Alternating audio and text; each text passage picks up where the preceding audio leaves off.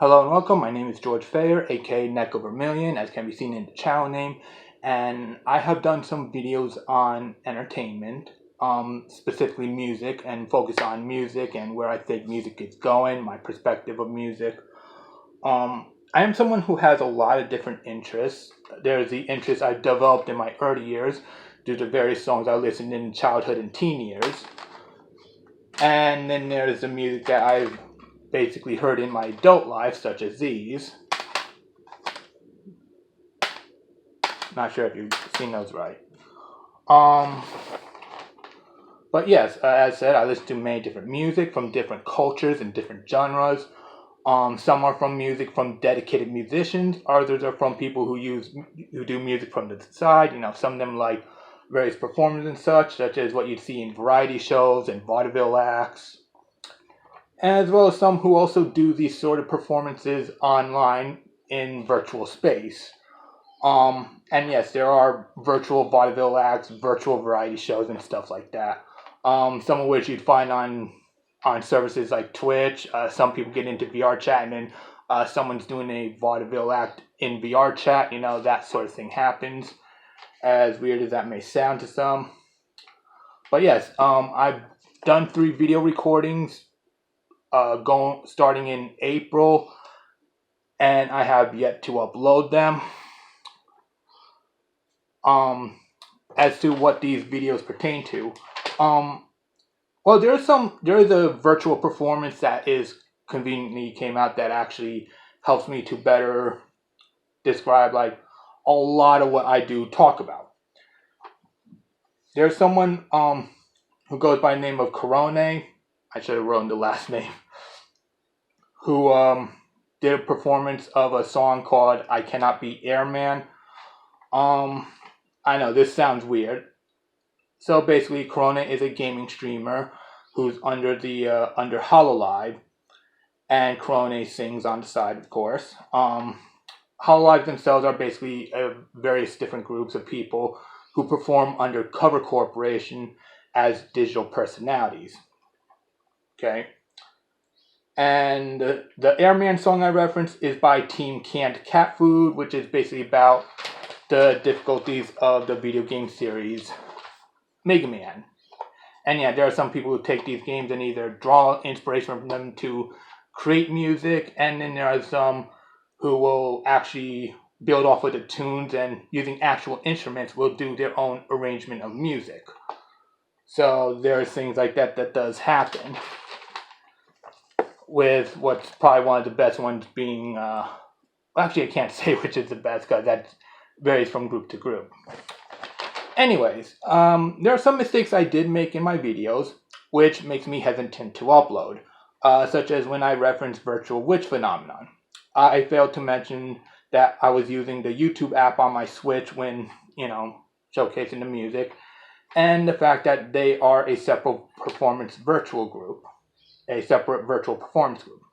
So like you have Hololive, and then you have Virtual Witch Phenomenon, and you have like a whole lot of other groups, like Nichi Sanji and V Shoujo, and a lot of others. Why am I stumbling on my words? My apologies.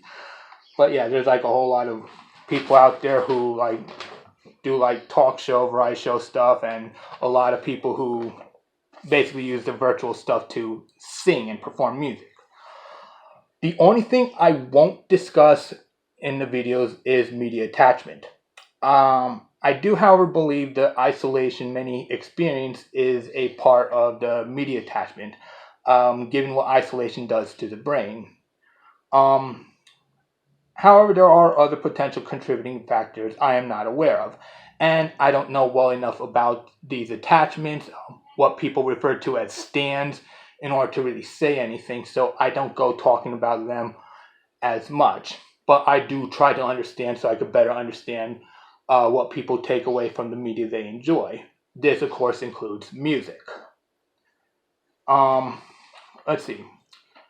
Now, if there's anything I can say, it is that there are some who have positive attachments, such as when I talked about those who played the Mega Man games, And then there's those who have negative attachments.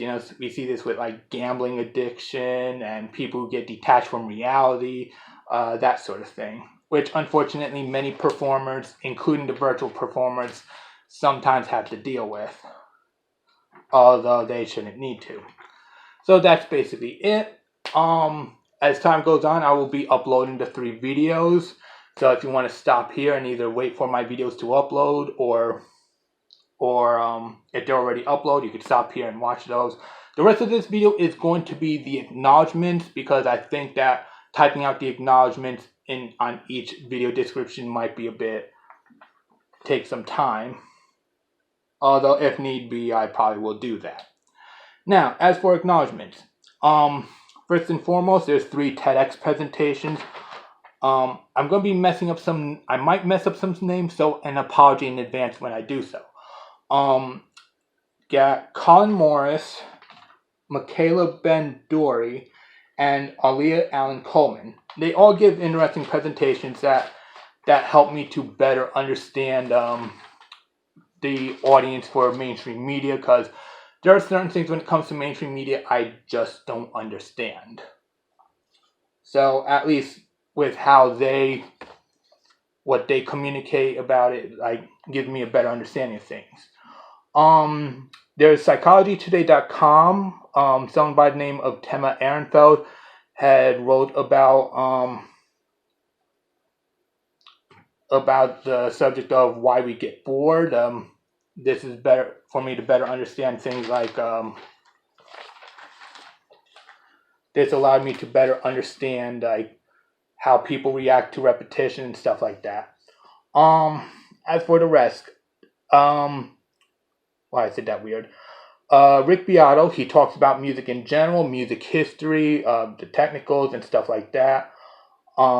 Ted Joya, Rick Beato and Ted Joya had a video together. I'm going to talk about that as a 5th video after I upload this and the other 3. Ted Joya also talks about music, what he sees of what's becoming of the music industry and stuff like that. Bennett the Sage, 10 minutes into his Harmageddon review. I know he's an anime review, but 10 minutes in he talks about Keith Emerson and the influence Emerson has on people in music. Bennett the Sage also did Video Girl I, a review of that anime, and what he says in relation to that helps me better understand people's attachment. Leanna Kay talks about media and humanities with videos such as Gamer's Guide to Feminism. She talks about things like cultivation theory, very helpful for me to understand things. And again, how people may relate to media and how media may be used in marketing and stuff like that. Tantacruel, he talks about corporate music as well as the stock music in reality TV. Basically the same thing. Aiden Paladin, she talks about cultivation theory as well. She also did a video called Real Life Non-Player Characters, or Real Life NPC for short. Gives me another idea about how people respond with like repetition and stuff like that. People who develop automated behavior. Tim O'Reilly did Language as a Map. Helps me to understand how people use language and how people understand the world. Gaijin Goomba did a video called, 2 videos I think, I recall correctly. Dating Sims and Synthetic Relationships, which again goes back to what Bennett the Sage says in his Video Girl I video. And then there's a subject called The Marvel Symphonic Universe by Every Frame of Painting, Hello Lily TV, and Dan Golding. The discussion these 3 people have are talking in regards to the music that's used in movies, which brings more interesting perspective to the subject. T-Noir and Intellectual Media, both YouTube channels discuss stan culture, people who develop attachments. Manga Common did a video called Media Criticism is Garbage. This long presentation allowed me to better understand like how I approach it and gives me a good idea of what I might be doing wrong with my own videos. So there is that. So, of course, even though that's not directly related to music, it at least helped me to improve with my presentation, even if I do flub here and there. Super Eye Patch Wolf, Why Perfect Blue is Terrifying. Again, talks about the whole matter of media and perception. Matt Pat, Diagnosing the Grinch, basically where I get the idea about, which you'll hear in one of the later videos about like musical anhedonia and stuff like that. Although I forgot which specifically it was. Whatever. David Bennett, When Did Rock Stop Being Pop? This was an interesting lesson in the history of pop music, about how jazz and rock changed out of rotation for music. Although I don't agree with David Bennett's description of rock music, still the history lesson is well worth the listen. Inside the Score, Can Artificial Intelligence Make Good Music? The Death of Music, and What Makes Good Melody? All this helps to better contextualize a lot of different aspects when it comes to music performance and stuff like that, as well as audience retention and things like that. Oliver Lugg. Both Oliver Lugg and Ted Gioia had talked about how Pythagoras relates to the history of music. Both did excellent videos.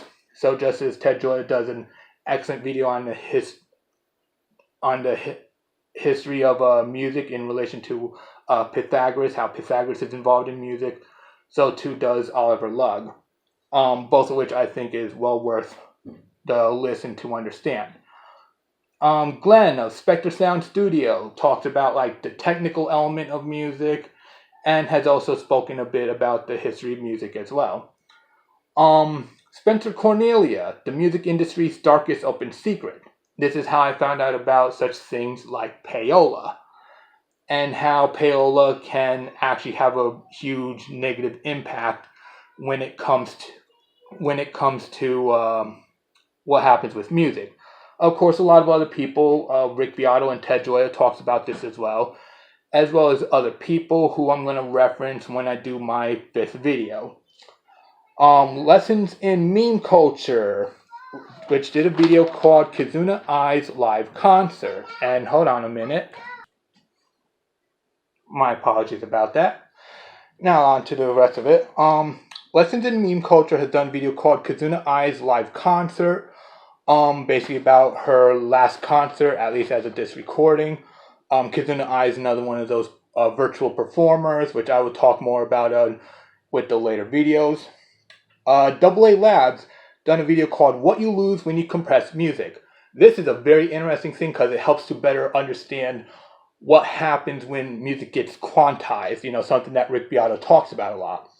So in the event that you probably don't understand what he's talking about, I thought of explaining it with my experience in animation, because something similar can happen in animation, but I think AA Labs really nails it about what happens when music gets compressed and quantized, why it's got a lower quality to it. One more moment. Again, my apologies.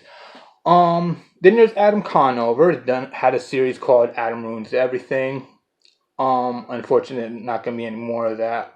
But through his presentation with his team, he's presented some interesting things about entertainment. And one moment. Again, sorry.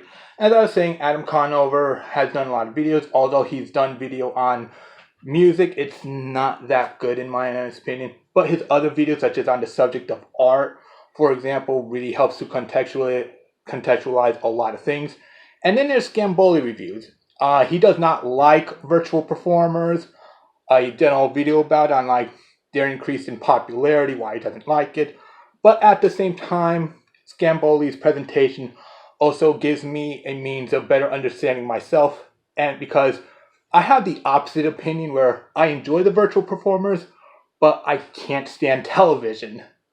And so it made me actually reflect upon myself because of his presentation. So that's all there is when it comes to acknowledgements. I am George, aka Neko Vermillion. I thank you for watching, and hopefully I ask that you be patient.